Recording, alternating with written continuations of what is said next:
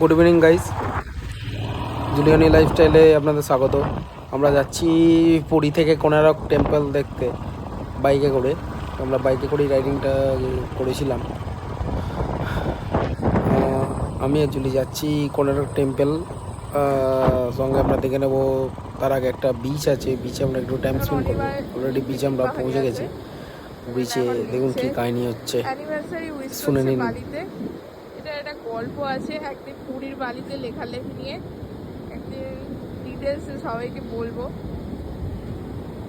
ওই জন্য অনির্বাণ অ্যানিভার্সারিতে পুরী এসছে বালিতে লেখার জন্য, শুধুমাত্র হ্যাপি অ্যানিভার্সারি।